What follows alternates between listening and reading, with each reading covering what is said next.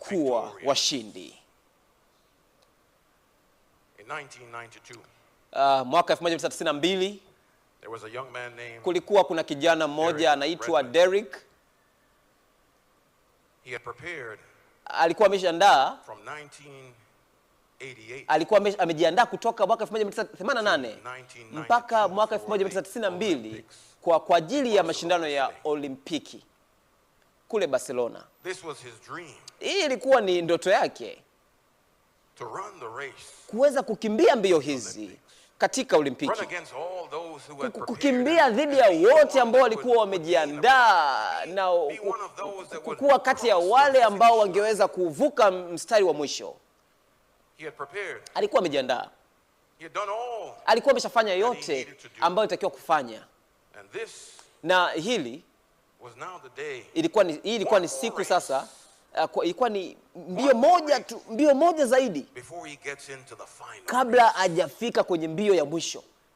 And he runs the race. Na anakimbia mbio hii. He's keeping up. Anaendelea kujitahidi kujiandaa. He's looking good. Yuko vizuri, anaonekana vizuri tu. He might make it.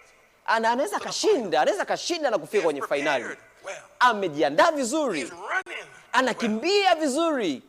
But as he turned the corner, Lakini anapokata he kona, felt something alijisikia kitu fulani. in his leg.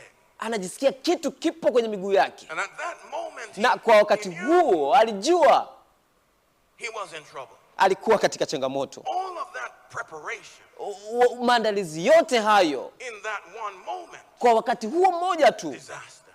imekuwa changamoto. But he said, Lakini alisema if I can just finish the race, kama naweza nikamaliza mbio hizi, if I can just cross the line, kama tunaweza nikafika kwenye mstari wa mwisho, would be bado worth it. itakuwa ni vizuri kabisa. So he started Kwa hiyo akaanza kuchechemea, akaanza to hop kuchechemea towards kuelekea kwenye mstari wa mwisho, holding his leg. akishikilia mguu wake. But his father, Lakini baba yake who was up in the stand, ambaye alikuwa kwa watu wanaotazama, saw his son akimtazama mwanaye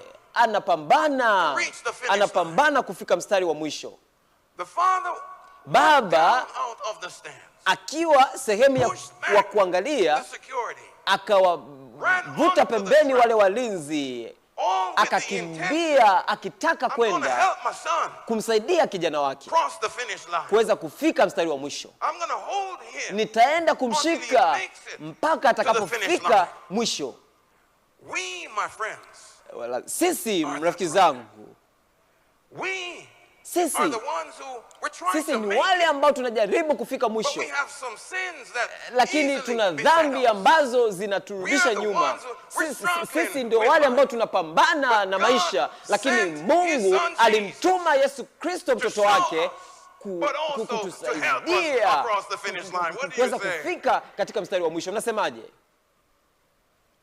My friends, Rafiki zangu, I'm not ashamed mimi sioni haya, of the gospel sionei haya injili of Christ, ya Kristo, for it is the kwa power sababu ni nguvu of God ya Mungu unto salvation iletayo wokovu to everyone kwa kila mmoja who believes. anayeamini.